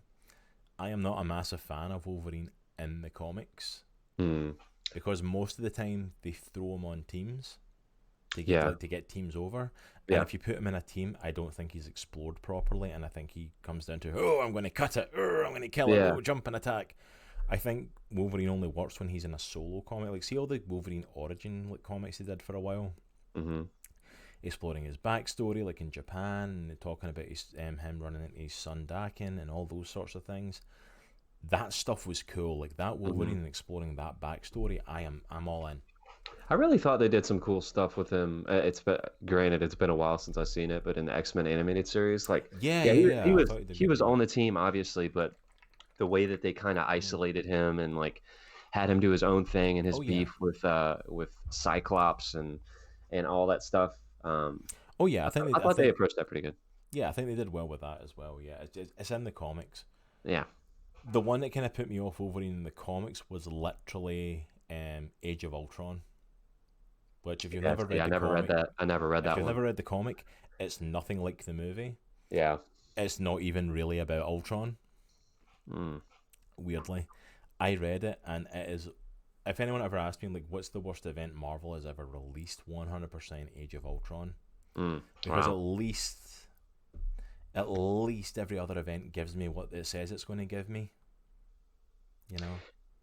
Yeah, Pastor Jimmy said I can't stand Cyclops. I don't honestly. I don't. He's never been one of my favorite characters, but I think that they could do him a lot better than they've done him in the movies. Yeah. Um, Oh, in the I because he's movies. supposed to be like great. Forgive me if I'm wrong, but I don't know X-Men like super well. But he's supposed to be like their leader. Like he is the dude. Oh yeah, yeah. Like He's a field commander. He's a Captain America. He's the yeah, Boy Scout leader. I think there's just an opportunity for them to do him really well if they pick the right person and they approach it correctly. Like and for him not to come off like a prick. Yeah, pretty You know? much. Yeah. Yeah. Um, I I did not like him in the movies. In the comics, I've never even been a big fan of Cyclops. He's not a character I've gotten behind. I Yeah. kind of liked during the Marvel Now, like the 2012 run, where they kind of had him like after the Avengers versus X-Men run, where he kind of went a bit Magneto-esque. Like we need Hmm. to be a bit more militant about what we're doing. I'm kind of like, okay, I kind of Yeah. like that version of him. Yeah, like I started reading Josh Whedon's Astonishing X-Men run a couple Yeah, years back, that's a and good I run. thought, yeah, I mean, I got like 10 books in, or 10 issues in, and I was like, I like what they're doing with Cyclops. I feel like he was really Yeah, good in that. for Havoc to Cyclops. Havoc's Hmm. really underrated. What was I it they don't know a tried to lot do? about They tried to I do don't know a lot something with about him. Havoc like a few years ago, and like they tried to do like a big thing. I think it was round about the what was it called? I completely forgot the name of the event, but it was the event where like everybody changed, like all the heroes became villains and villains became heroes. Hmm. Um, they tried to do something with Havoc for that. Like he was one of the people that never got switched back, and like, oh, he's going to be a villain, and then they did nothing with him, and it was like, okay, I guess he's just kind of there now. It's like he's still just Cyclops' brother. Yeah. Um, but yeah, it's like I've never been big on Cyclops. He's never been one of my. I love the X Men, but he's never been a character I've really gravitated towards. Yeah. Same. I grew up watching the X Men cartoon. It was always a case you're either a fan of Wolverine or Cyclops, and like I was Yeah. Wolverine all the way in. Dude, I really Which liked Angel. He was one of Angel's my cool. I favorites. loved Archangel. See when it got to the Yes. Archangel level, Yeah. I'm like, yeah, he's The Archangel, yeah, the one where he's blue and like a magenta. yeah. And it's like the steel wings and all like that. That was Yeah, it's so cool. sweet. That So was cool, awesome. man. But yeah, so wow, we're already after 3 o'clock. So um, all right. So I just want to get into our kind of topic for today. We're not going to spend a massive amount of time in this probably. So today's major topic, I want to kind of jump into this then, is really talking about the digital versus physical market. Hmm. Oh, your video's great this week. Yeah, we're on Skype. Can you tell the difference? By the way, you have no idea how long it took me to get it looking this good on a Skype call. By the way, I love you guys. Just so Cross you is a know, real MVP. you know I love you guys because it took me freaking ages to get this looking good and try and set up the video. I've never actually seen the Wolverine anime series, Pastor Jimmy. I do need to see. I know they did release a Wolverine mini series, anime series, but I've never seen it yet. I do need to check it out though, because Wolverine fits anime. He's a Ronin. You know, he's a samurai if done properly. So I need to look out for that as well. But yeah, so we're talking about digital versus physical today, and this comes off of the COVID-19 situation. So we are going to talk a little bit about that today and how it's completely kind of thrown the comic book community into disarray because no one knows what to do. Local comic book stores are afraid to close because if they close, they might not open up again because most local comic book stores are holding on by a thread as it is. It was looking like, everywhere had stopped releasing comics. DC, literally last week I mentioned it, like DC had released a letter to their direct market retailers that said, the entire team here at DC hopes that you, your family and employees are staying safe and healthy during this very tough and precarious time. We know you've been waiting for DC to comment on the state of affairs and address any measures we will take to help our community lighten the burden of lighten the burden of disruption to our business, and that we've been working a long term, blah blah blah. So basically what they came out and saying is that they were going to be looking at other distributors and vendors, because Diamond Distributors, the only distributor of comics, stopped dead. They went, we're not publishing, we're not printing stuff, we're not releasing them, which meant no new comics were coming out at all. Then DC eventually released a statement saying, we're going to look at other options. We're going to look at other vendors, other people to release this stuff to. Thank you for your patience while we do this. And it was like, oh, what are they going to do? Yeah. Because like Diamond Distribution had been like their distributor for 20 plus years. Like the last 20 years, they have been the only one producing comics. That's crazy to me that there's only one distribution house for all the comic companies. That's just nuts to me. You want to talk about a monopoly on something? It's like, yeah, Diamond literally have it. I hate the Diamond system, because that's literally why comics that are great get cancelled, even though they've got good readership, because comic book stores have to order them when they get the solicitations, which is like 3 months in advance. Yeah. You don't know if a comic's going to sell. And they have to order it. Yeah. And they have to order enough to get the input that they want for people to come and pick it up. But they also don't want to order too much, because they don't want to be left with a surplus on their shelves. Yeah. So they're kind of in that middle ground. But like those numbers that are ordered from the comic book store, those are the numbers that count are reported it being sold or not. Like that's how many it's sold, not how many are bought in stores. So if comic book stores don't buy a certain amount of a comic, it's like, oh, that's not doing well enough, get rid of it. It doesn't matter how praised it is. And I'm like, that's insane. 3 months before it even goes on sale, they basically decide if it's selling enough. Yeah. That's nuts to me. I didn't even know that was a thing until recently, until you told me. Yeah, it's absolutely insane thing. But then Diamond stopped dead, so the comic book distributors stopped dead. DC talked about looking at other distributors. Then literally the next day, after we did last week's podcast, the very next day they said, we're done. Marvel and DC said we're not releasing any new books. So the whole comic book community stopped dead, because they're like, oh, we're not releasing any new books. I mean, comic book stores are literally doing curbside pickup for stuff in their stores because they're not getting new product right now, just to try and stay afloat. I can only imagine how they're staying afloat in this time. Yeah, I follow one of the local comic book shops on Facebook or in Twitter, and they're always talking about, hey, like, you guys who ordered all this stuff, you need to come pick it up. I feel bad for them, man. I feel bad they're going to get hard. They're going to get hit hard the next month or two. Literally, if you want your comic book store to keep going, find a way to support them, because they may not make it out of this. You have no idea how much comic book stores are holding on by a thread right now. Yeah, like Second and Charles comics are awesome, but if you can support your local comic book store, support the local comic store. Because Second and Charles, if they stop getting comics there and stop getting up like older issues there, then they're still going to keep going. They've got stuff. Your local comic book store, there's a reason that your local comic book store also sells statues and trade paperbacks and figurines, and they're also doing like Magic the Gathering and other things, and D&D like games, events and stuff like that, because they're trying to stay alive basically.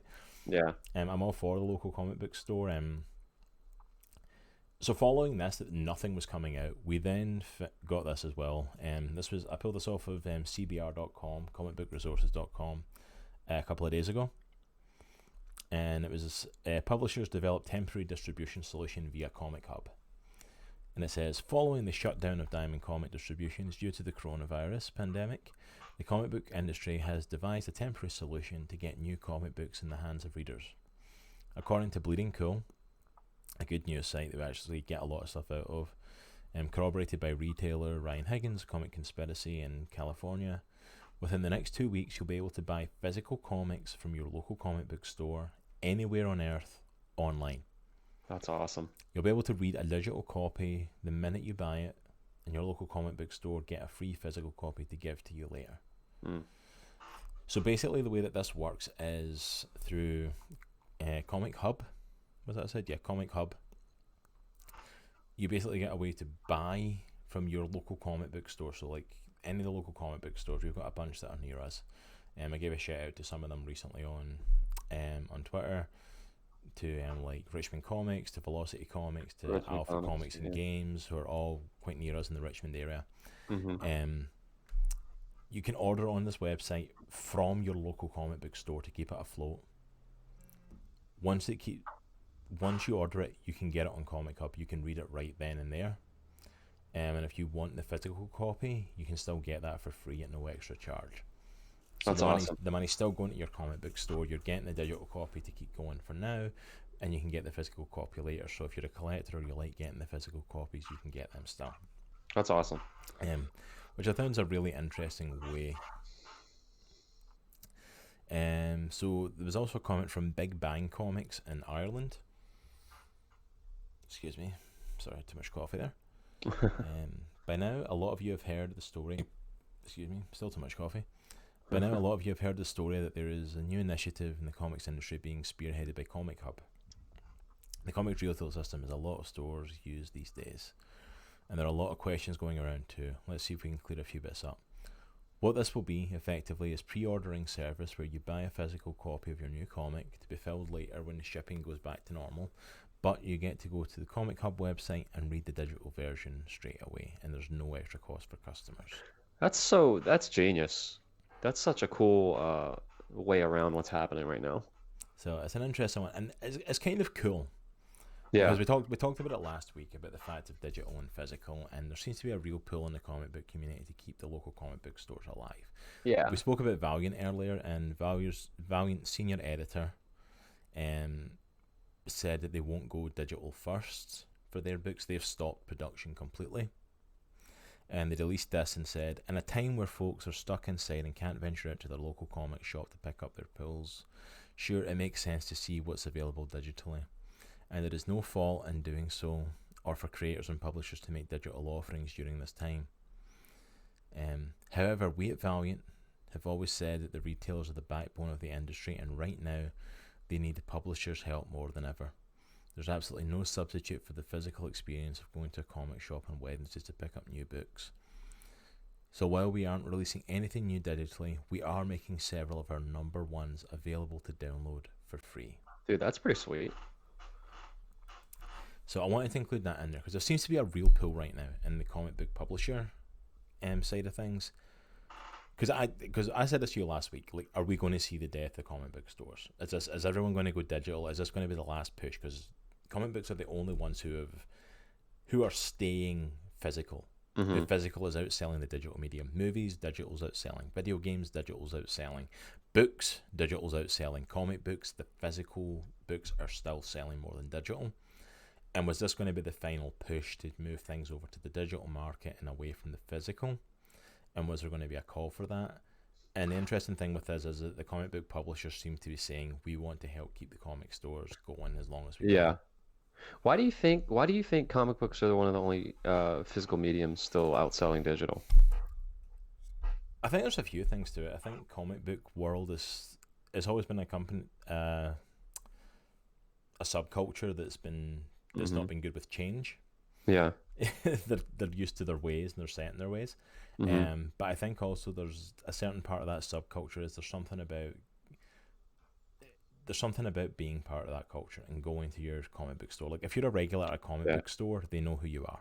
Yep. They have your pull list set up. You can set up pull lists. You can get your stuff physically. Mm-hmm. You know, and don't get me wrong, I get the digital thing. I get how easy it is. Like, you know, digital offers so much stuff, and you know, I mean, and especially in a busy lifestyle, having it drop straight to your Comixology account on your computer or your tablet or phone. Mm-hmm. But it's part of the culture. It's part of that. I go into my comic book store. I can browse. I can look at what's new. I can check it out. I can pick up my pull list. Yeah. I connect with the culture, and the only thing I can experience it to is like on a larger scale when I went to Wizard World Comic Con. Mm-hmm. And they walked in, and literally walking into the Comic Con floor, it's like I literally had a feeling of I'm home. Yeah. I don't need to hold back on how much of a geek I am. I don't need to hold back on how much I love comics. I don't need to hold back on that. I can walk in and be part of this culture, and I think it's part of that. I feel like when it comes to digital stuff, like I am very much a proponent of I like the physical medium. Like I like holding the comic in my hand. I like holding the book in my hand. I like holding the movie or the game in my hand. And I feel like there's an aspect of ownership that's missing when you go digital. Like for instance, like I have an Xbox One game on my counter right now, and like if I wanted to, I own that. But if I wanted to, if I got sick of it, I could go out and like sell it if I wanted to, and I could put that money towards something else. Whereas if I have something digital, it's It's in the ether.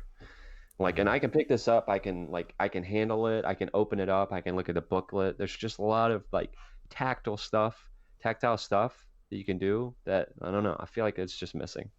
It's obviously missing because, with the digital. Yeah. I think that's it. I think there's definitely a physical thing, and Pastor Jimmy kind of mentioned the point here as Yeah. well. There's a big part as well of like there are comic book collectors out there. Like you can see I've got comics up behind me. I point to them often. It's like I definitely like collecting physical issues. Yeah. As I mentioned last week, I never really got a lot as a kid, so I don't have like boxes and boxes of comics I collected. Hmm. But I like it. I like going to somewhere like Second and Charles and getting to flick through the old comics and like, oh, that's Yeah. a cool cover. Oh, Yeah. I Yeah. want that one for my collection, or just something that catches my eye. I would say be careful with getting the physical comics. Like digital comics don't increase in value. The honest truth is, most physical comics don't either. Yeah. I would warn that. Like, depends on the comic. Hmm. Unfortunately, you don't know what comic it is until it gets later. Like, I've got some up there that are really expensive. I paid a lot of money for. Hmm. But at the same time, I own comics that are like, that were like flooded. Like when I bought, like I mentioned DC Rebirth earlier, and the DC Rebirth like giant size issue that they released for the launch of that event. Yeah, I got DC Rebirth issue. Yeah, I want that as a collectible piece of history. But do you know how many of those they sold? Yeah. It's like the Spider-Man #1, like back in the day with like the foil cover. Yeah, Like, the I one think that's I right have up like behind three. you. That one. Yeah. Yeah. Yeah, that one actually. I think I have like four of those. Yeah, So, yeah, I've got one of those as well. It's one of those things. Like yeah. the thing is, because like the comic book industry realized that people were collecting them and hoping that they were going to increase in value. Yeah. But they only increase in value on supply and demand. And the thing is, the Hmm. comic book industry realized that, so they started producing tons of them. And Yeah. most of them now are worthless. It's like Hmm. you'll get them in like dollar bins in comic stores for Yeah. certain things. Like if it's a first appearance of someone, or if it's a certain thing, it'll increase in value. Like I've got like the Green Arrow, um, Green Lantern comic that's got what's his face, Speedy on the front taking drugs. Mm. That's like a classic cover and a classic issue, and I paid a lot of money for that. And that's a rare comic. I've also got like Nightwing, the first appearance of Dick Grayson as Nightwing, when he Yeah. became Nightwing and let go of the Robin mantle. Two masterpieces of comic book history that are rare and are expensive to get now. Hmm. But I've also got stuff up there I got for like dollar bins that's a cool cover. Yeah, I agree. Like Yeah, a like I lot of the mentioned it stuff that I earlier, the pick. Brigade #1 that I've got up there, like that means a lot to me because that was one of the comics I read growing up. Hmm. I got it for $1. It's like it's not worth jack all, Yeah, but it's yeah, worth something to me. yeah. I buy a lot of comics just because obviously I went to school for art and I love art, so I buy a lot of comics just for the art, Mm, honestly. Specifically the colors, or the covers, not the colors. Yeah, yeah. cool color, man. No, absolutely, and so that would be my one warning for that. If you want to collect comics, be aware that do it for you. Hmm. Collect comics for you. Collect something that you like, or if you're getting something that's rare, collect something that means something to you. Yeah. Don't get it just because it's going to appreciate in value, because the truth is most of them don't. Hmm. Um, but yeah, I do get that there is a big comic book collector culture. That people in comic book culture like to get comics and like to collect comics and like to have Yeah. those pieces of things with them. Yeah. I like having the physical. Like I love trade paperbacks. That's my thing for reading. I love that over the single issues. But I still like having the physical thing. Agreed. But like at the same time, in my busy life now, you know, my life's getting busy and hectic. I've got 2 kids. It's like I've Hmm. got a wife. I've got, we're doing the podcast now. I'm still working. We're still doing other stuff at church. We're Yeah. so many other things going on that it's like taking a time to take an hour or two to go to a local comic store on Wednesday or even whatever day I've got free is like it doesn't happen. Yeah. Yeah. And I'm like, so getting it digitally straight to my Comixology account. Hmm. Yeah, I mean, Yep. I agree 100%. it's like that's definitely an easier move. You don't have to worry about having boxes and boxes of stuff storing it. It's there on your thing whenever you want it. You want to read older comics, you want to get into old school stuff, they've got them on there for picking up. Yeah, and they're not going to deteriorate, Yeah, they're not going to deteriorate. You don't have to handle them with care. They're just always going to be there for you to read. There's You definitely don't have to pros and pull it out of the cons. bag. Oh yeah, there's definitely the pros and cons to it. Yeah, yeah. I literally thought, though, coming into this week, I literally thought it was going to be, yeah, this is it. This is the move to digital. We're going to Really? move to digital. This is going to force us to do it. We're going to see a death Hmm. of comic books, some of the comic book stores. Yeah. And I feel like that literally within a week I've been proven wrong. Yeah, I definitely think some comic stores are definitely going to close.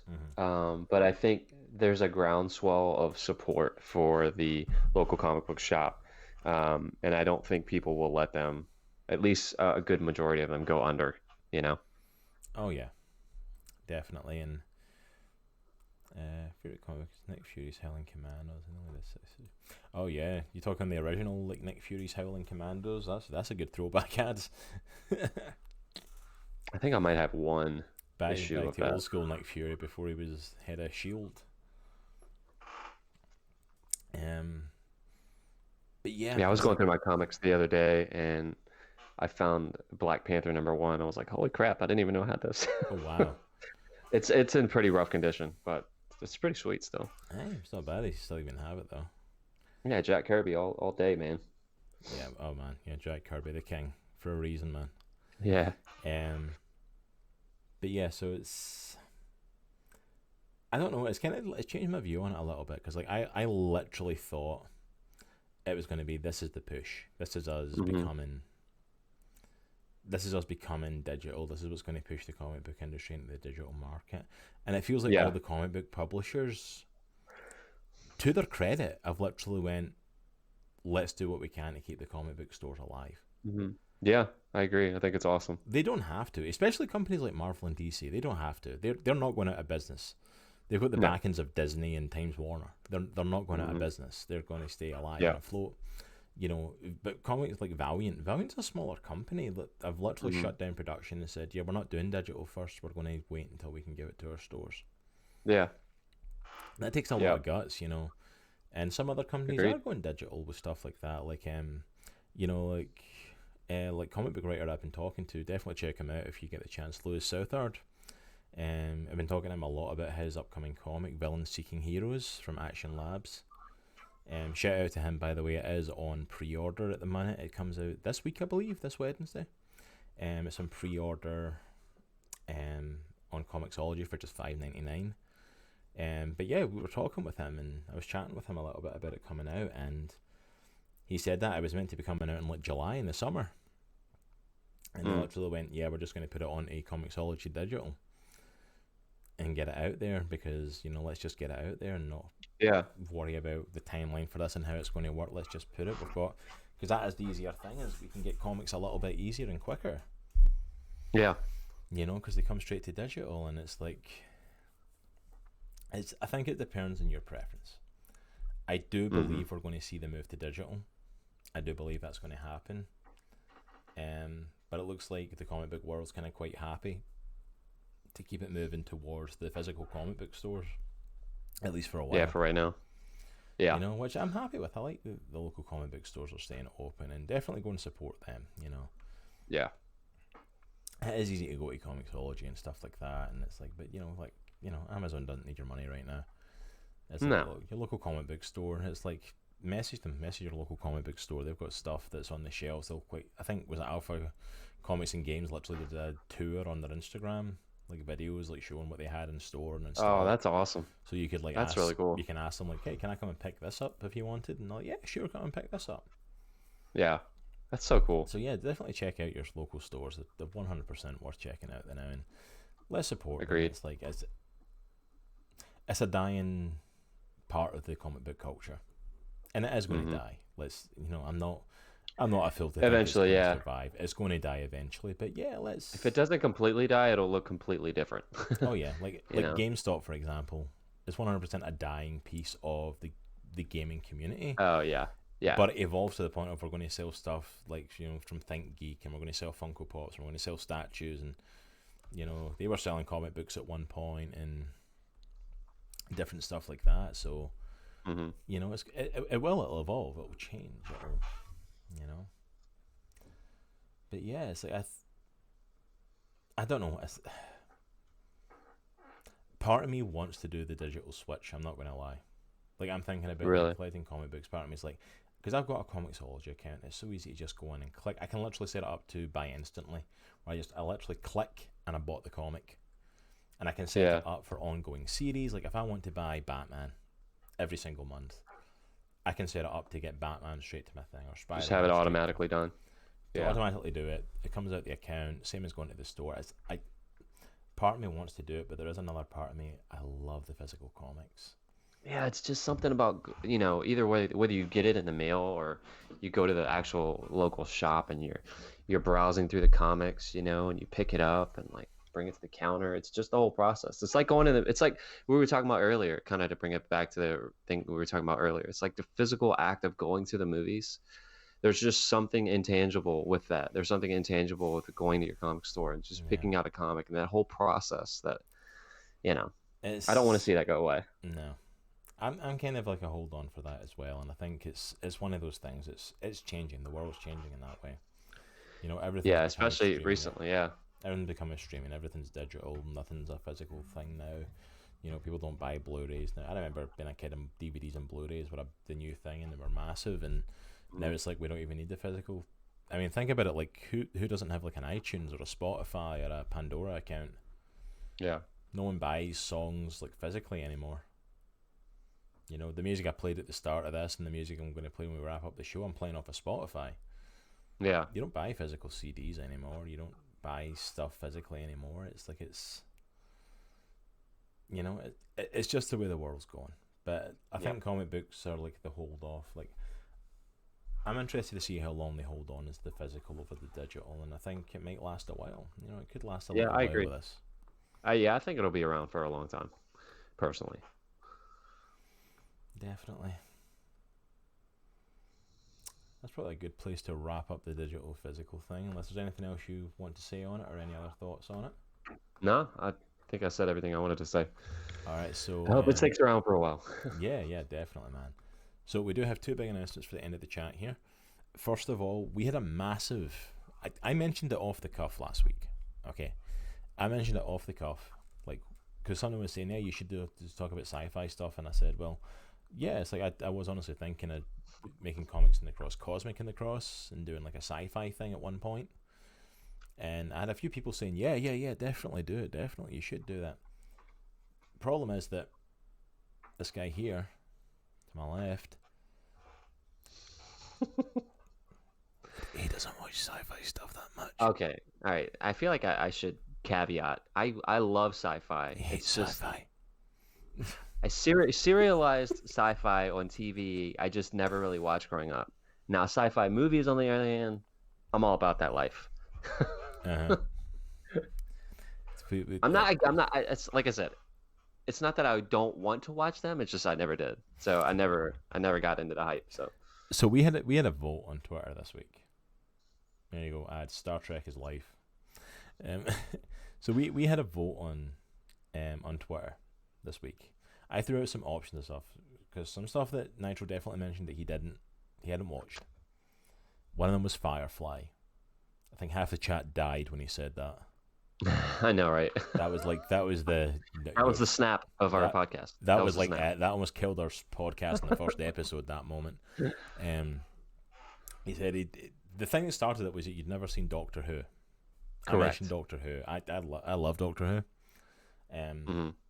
I'm not an old school Doctor Who fan. Like, I literally got into it during the reboot in 2005, and went back and watched some stuff. But like, it's from the relaunch I kind of got into it, because I never watched the older Doctor Who stuff, and like the only thing that happened Doctor Who-esque when I was a kid was the movie with Paul McGann, which is amazing.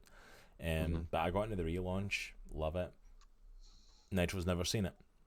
Nope, not one episode, not 1 minute, to be transparent. You don't need to sound that proud about it. Just saying. I haven't watched one single episode. So those were the big things. So we threw out a vote. We put 4 things up on Twitter, 4 shows to check out for him. The ones I put up were Firefly, Doctor Who, Star Trek I put up, which if that won, we were going to do excuse me, we're going to do another vote of which Star Trek, because there's like 7 different series now, including up to Picard.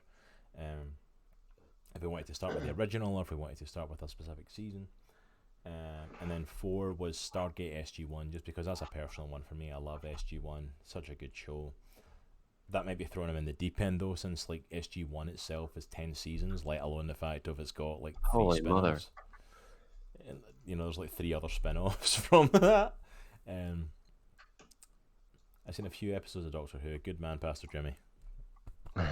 Respect, man. I know what a TARDIS is. Do Right, you? it's a phone booth. Do you really? It's a time machine. See? I know a little bit about it. Sorry, Wow. I interrupted. Wow, you look so smug there, and you really didn't deserve it. So we had a vote. We threw it out for the last week. It's still technically live now, but you know what? It's going to be done by the next podcast, so I'm taking the results as it is. With a staggering 75%, 3/4 of the vote, Sheesh. the winner was to kick off to get you to watch Firefly. All right, Firefly. So here's how I think we're going to do it. I think we're going to do Cosmic and the Cross once a month. We'll do it in a regular spot in our show. We'll do it once a month. So maybe like in a couple of weeks we'll do it end of April. It'll be our first one. It's Cosmic and the Cross. And what we're going to do is we're going to get you to watch probably at least a few episodes of Firefly. All right. As much as we can. If we can get you through half the season, that'd be great because there's one season. Do you know how many episodes? Oh, I can look it up. Never mind. It's like 12 episodes, I think, and then there's the movie. Which I love the fact we're doing this. The movie's called Serenity, right? Serenity? Yeah, maybe Serenity, yeah. Okay. Which, I love the fact we're going to be doing this to kick it off, which is like a 20-year-old like sci-fi show now. I know, right? But so we're going to do this where we're going to get Nitro to watch it. I'm going to rewatch it because I love it anyway, so there's any excuse. 14 episodes, 14, so I can watch 14. 7. We can break it up. I'll watch 7.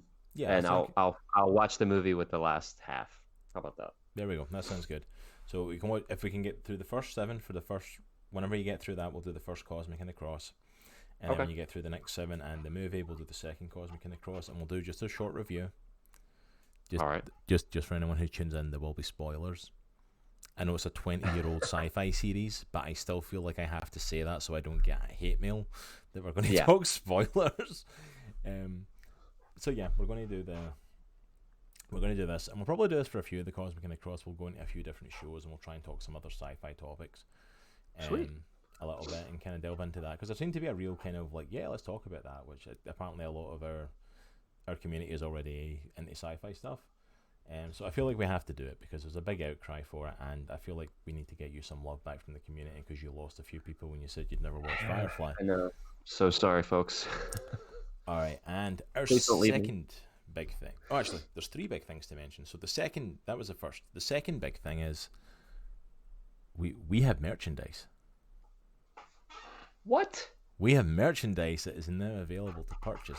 I realize I'm saying this when people are losing their jobs and people are not making as much money, so I'm not expecting anyone to buy it right now if you don't. If you want to, if you have the spare money to, by all means, we would appreciate it.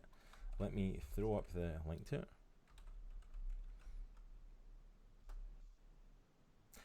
We have a Teespring store, which if you click on that link that I've just threw up in the chat, that will take you where we have a t-shirt featuring the Comics and the Cross logo, a hoodie featuring the Comics and the Cross logo, and leggings featuring the Comics and the Cross logo, all designed by Nitro.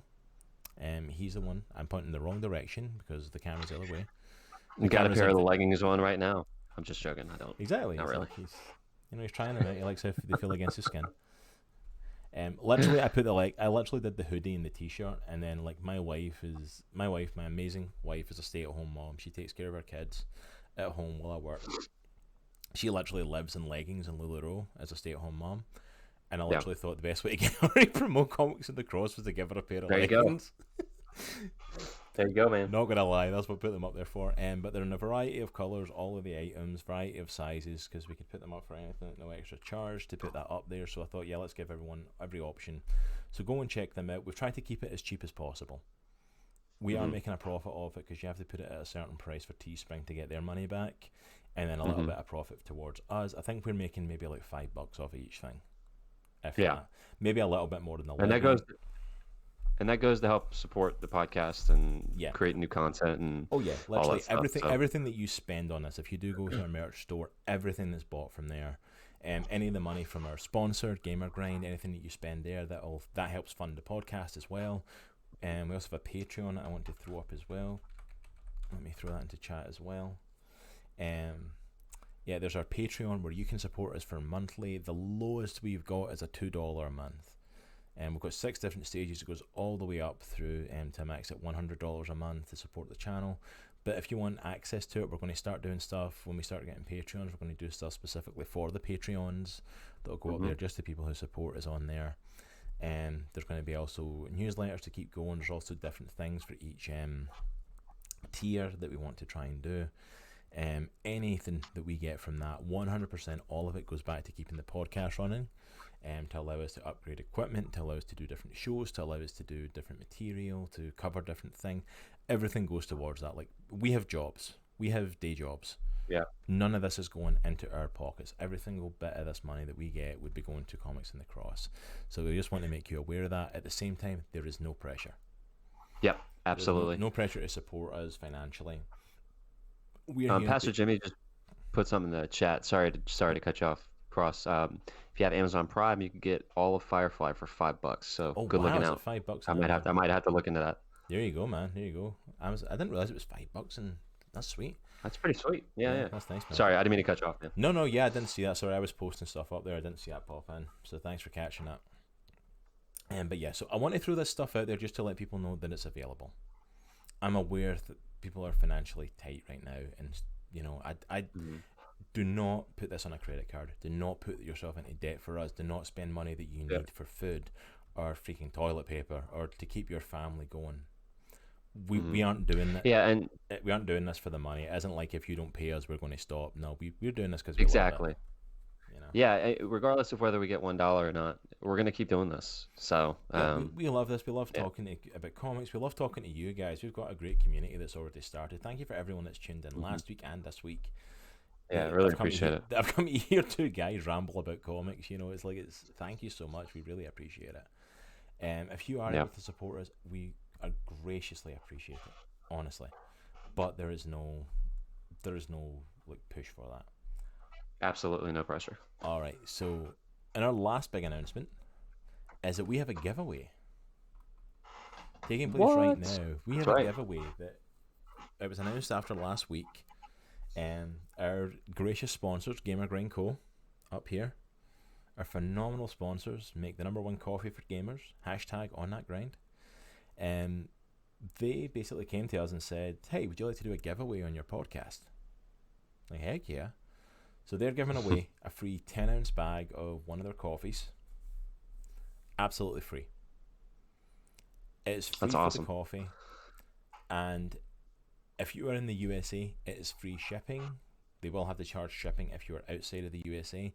But if you are outside of the USA and want to compete, we thoroughly encourage you to. If you can't afford the shipping for it, please whisper us on here on Twitch or direct message me on Twitter or something. And we'll see what we can do to try and help to get it, because we want everyone involved to take a chance in it. Absolutely. It's like, so anyone who's involved, we are going to try something I've never tried before on Twitch. We're going to try playing a game of marbles. Basically, so we can let all of you compete. Oh, you're out. Ads. All right. Well, from the few viewers that we've got, then ads is out. So if you want to compete and get this, I'm not going to be playing in it, neither is Nitro. It's literally going to be everyone who's just playing. So I've not got a setup for both videos. So Nitro's going to disappear video-wise for a minute while I put up marbles.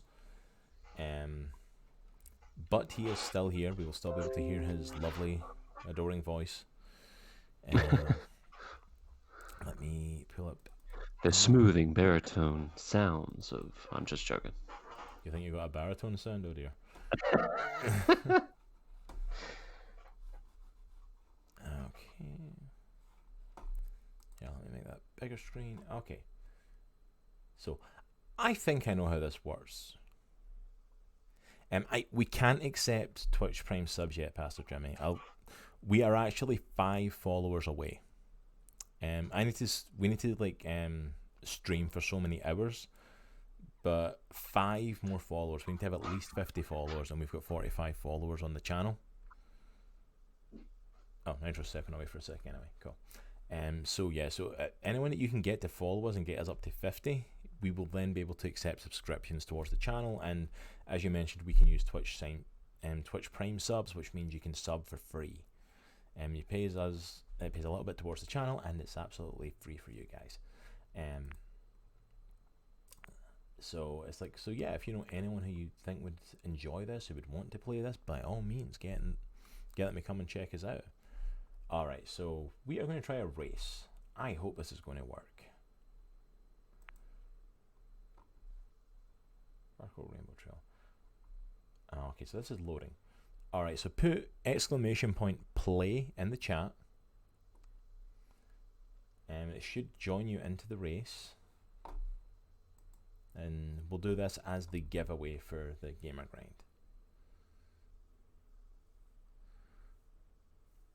Okay, there we go. Pastor Jimmy's in. Hey, this is working. Anyone else want to join us? Chance for a free bag of coffee. And so we've got Pastor Jimmy in, who apparently disappeared. Don't know what happened there. Alright, I'm back.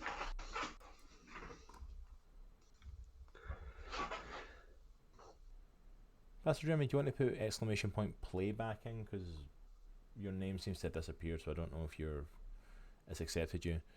And if no one else joins in, literally Pastor Jimmy is going to watch a marble roll down a track and win a bag of coffee.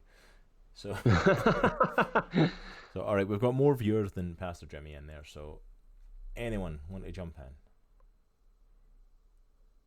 There we go. Looks like it popped in. Yeah.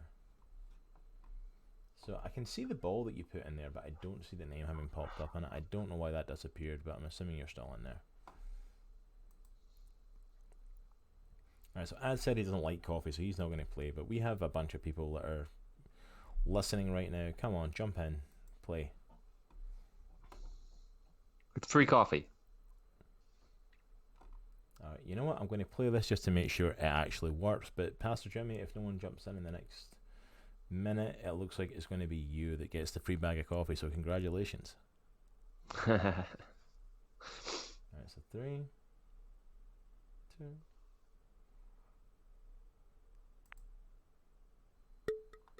Alright. I'm just playing this because I want to see how it actually looks on here, because marbles is something I definitely like to do for like giveaways and stuff like that. It's kind of cool.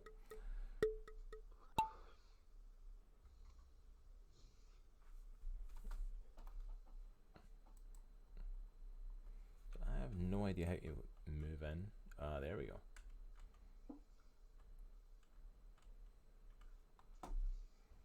Oh, this is cool. It's like an interplanetary one. We're literally just watching a marble roll around now, so. Oh.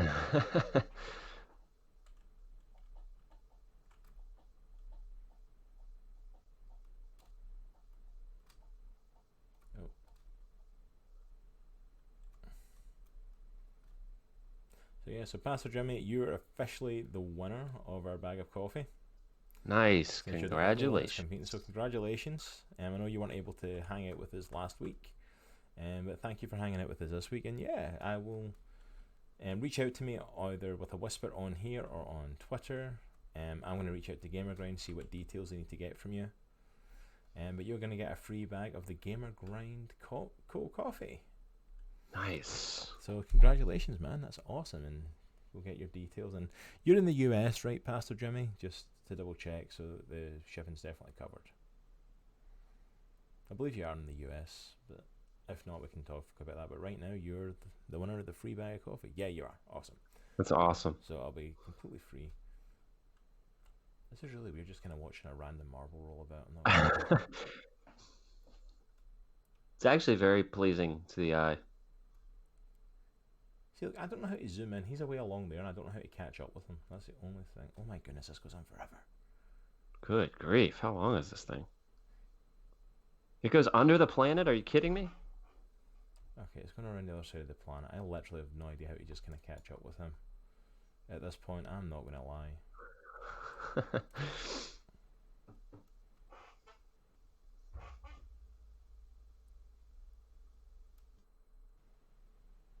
This is very interesting. All right, I need to figure out how to like maneuver on this. There's got to be an easier way. Ooh. Hey, Infinity Bros. Yeah, this is Marbles. Yeah, it's Marvel. We're- All right. I give up We with were that one. playing to see who won the free bag of coffee, and Pastor Jimmy won. Yep. Pastor Jimmy won as the only person that that played. Yeah. There we go. We got Nitro back. All right. So, but yeah, congratulations to Pastor Jimmy. You're in this. So I also want to give a disclaimer to people that might not realize, and please make people aware of this as well. We record this to put up on YouTube. It usually goes up a few days later. Yeah. I forgot to hit record for the first couple of minutes. Nice. So we're going to start a few minutes into it. So I only imagine it's going to get ripped apart on YouTube. But yeah, but I've got most How of it. dare Like, you. I've got an hour 40 and we've been running for an hour 44. So I missed the first 4 minutes. So most of the main discussion is there. So Cool. it did miss the cool intro though. And our intro is very cool. It's a learning curve. I think I remember We'll get better. Thankfully, we didn't have any technical issues this week, so that's good. Yeah, well, that's it. No technical issues. So we're definitely sticking with Skype. Undoubtedly. Yes, I agree, 100%. And ads, fantastic. That's a sci-fi thing we need to get Nitro to watch at some point. Is Red Dwarf. Love Red Dwarf. Phenomenal show. I'm not even gonna ask what that is. I'm not It's familiar with a it. British sci-fi comedy. Ah, got it. It's absolutely awesome. I love Red Dwarf.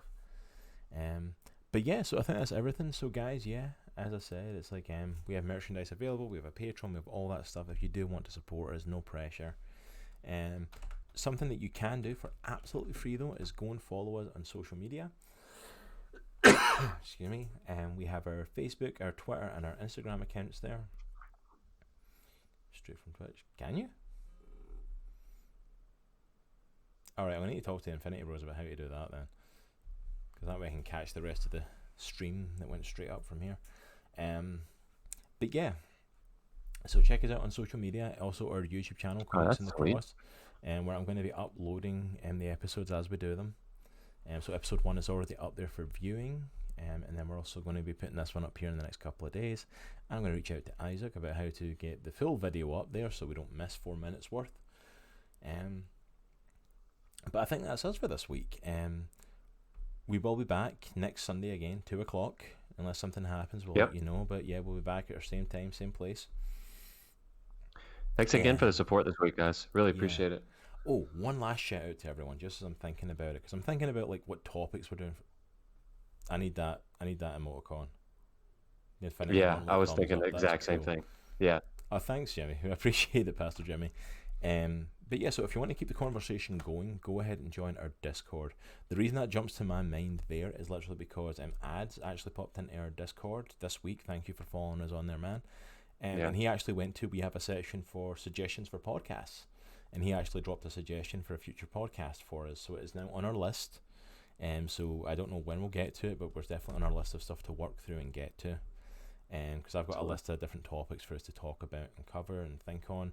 So join us on there for Discord. If you want to join in there and give us suggestions, if you want to join on there to reach out and just have conversations with other geeks about movies, about comics, about video games, about whatever.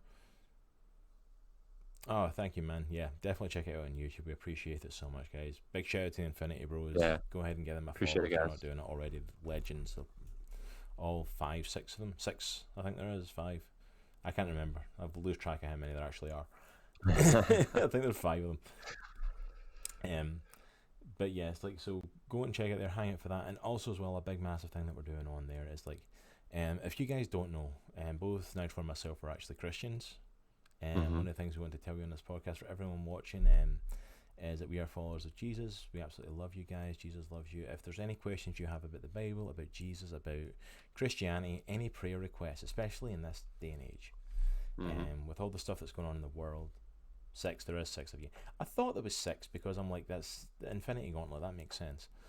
The Infinity Rose. Right, every podcast. Oh, thank you. Awesome. Thank you, as we really appreciate that, man. But yeah, if there's any prayer requests or anything like that you want, you can reach out to us on a whisper here on our social media or on our Discord. We'd love to pray with you. We'd love to talk to you guys. And just want to throw that out there. Thank you all for coming and joining us. This has been an Yeah, I absolute really blast. appreciate the support, guys. Means a lot to us. I'm loving it. This is only episode 2, and I'm absolutely loving this, guys. We've got an amazing community. You know, everybody that's popped in, everybody that's involved in the chat. Thank you so much. You guys are legends. Yep. But yeah, we will see you all next week. So take care. Be blessed, guys. All right. And have Thanks a good again, week. guys. Bye now.